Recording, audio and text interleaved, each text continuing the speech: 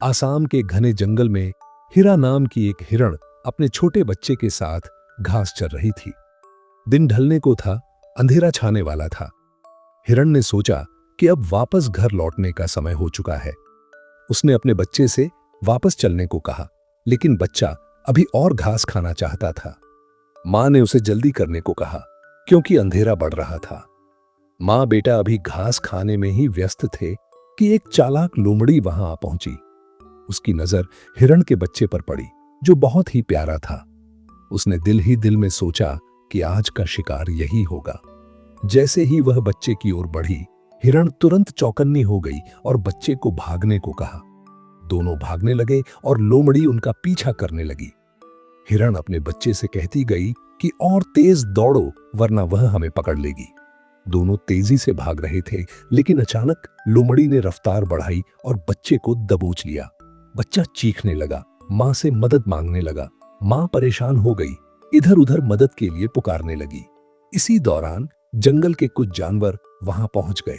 जानवरों की बड़ी संख्या को देखकर लोमड़ी डर गई और वहां से भाग निकली। हिरण ने अपने बच्चे को देखा तो उसका पैर घायल था और खून बह रहा था। सब हैरान थे कि इस खतरनाक लोमड़ी का ताल्लुक इस जंगल से नहीं लगता। अंदाजा लगाया गया कि वह किसी और जंगल से आई होगी। सबने तय किया कि पहले घायल बच्चे को जंगल की बुजुर्ग और समझदार गुरु मां के पास ले जाया जाए। गुरु मां एक बूढ़ी बकरी थीं, जिन्हें सब सम्मान से गुरु मां कहते थे। गुरु मां बकरी ने बच्चे का जख्म देखा और तुरंत दवा तैयार करके बकरी ने हिरण के पैर पर लगा दी। दवा लगते ही खून बहना बंद हो गया और दर्द भी चला गया। सब हैरान रह गए। गुरु मां की समझदारी और ममता ने सबको प्रभावित किया। सभी जानवरों ने उनका धन्यवाद किया और अपने अपने घरों को चले गए। अगले दिन सुबह सभी जानवर जंगल की पंचायत की टीले पर जमा हुए। सब इस बात को लेकर चिंतित थे कि उनके शांतिपूर्ण शाकाहारी जंगल में अब मांसाहारी जानवरों की आमद बढ़ती जा रही है। किसी ने कहा कि शुक्र है गुरु मां बकरी ने बचा लिया, वरना न जाने क्या होता। लेकिन सिर्फ दुआ से काम नहीं चलेगा, कुछ करना होगा। एक और जानवर ने कहा कि हम सीधे साधे जानवर हैं, हम इन दरिंदों से कैसे लड़ सकते हैं। फैसला हुआ कि इस मामले पर अगली मीटिंग में और बात की जाएगी।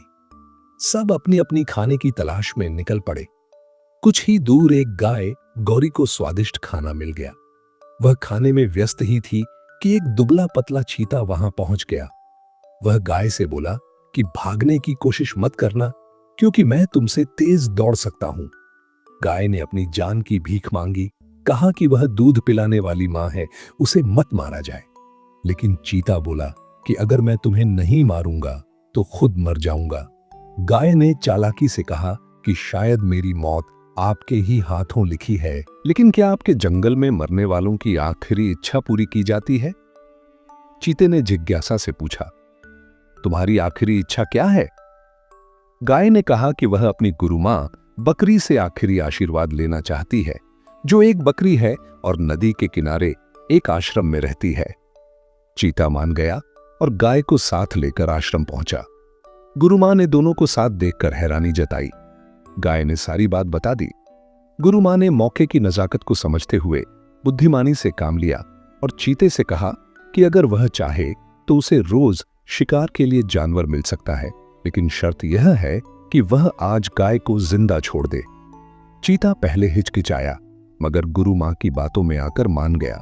गुरु मां ने कहा कि अगर वह जंगल का राजा बन जाए तो सभी जानवर उसकी सुरक्षा में रहेंगे और वह रोज बिना मेहनत किए शिकार पा सकेगा। शाम को सभी जानवर फिर इकट्ठा हुए। गुरु मां ने सबको बताया कि चीते ने गाय को नहीं मारा और उसकी भलाई के बदले उसे जंगल का राजा बनाने का सुझाव दिया। सबने खुशी से मान लिया। चमेली बकरी ने चीते को एक गुफा दिखाई जहां वह राजा की तरह रह सकता था। चीता खुश हो गया, उसे राजा का दर्जा मिल गया। अगले दिन उसके लिए खाना लाया गया। चीता खुशी खुशी खाने लगा, लेकिन खाते ही उसकी तबीयत बिगड़ने लगी और वह बेहोश हो गया। जब होश आया तो खुद को पिंजरे में पाया। वह चिल्लाया, धोखा! गुरु मां ने जवाब दिया कि जान बचाने के लिए कभी कभी दिमाग का इस्तेमाल भी जरूरी होता है। सभी जानवरों ने गुरु मां की बुद्धिमानी पर खुशी जताई और उन्हें जंगल की रानी बनाने की विनती की। गुरु मां ने कहा कि वह एक शर्त पर यह जिम्मेदारी स्वीकार करेंगी, और वह शर्त थी, जंगल में सभी को मिलजुल कर रहना होगा, क्योंकि एकता में शक्ति है। सभी जानवरों ने वादा किया कि वे एकजुट रहेंगे। इस तरह चमेली बकरी, जो अब रानी मां बन चुकी थीं, जंगल की रक्षा के लिए कमर कस चुकी थी। कई दिन शांति से बीते, लेकिन एक दिन एक खूंखार शेर शिकार की तलाश में जंगल में दाखिल हुआ। सभी जानवर रानी मां के पास भागे। उन्होंने कहा कि डरने की जरूरत नहीं है। उन्होंने सभी जानवरों को निर्देश दिया कि शेर से कहें कि इस जंगल में उससे भी ताकतवर प्राणी है। शेर ने जब यह सुना तो हंसा और कहा, मुझे दिखाओ वह कौन है। जानवर शेर को रानी मां के पास ले आए। रानी मां ने शेर को कुएं के पास ले जाकर कहा कि ताकतवर प्राणी उसमें है।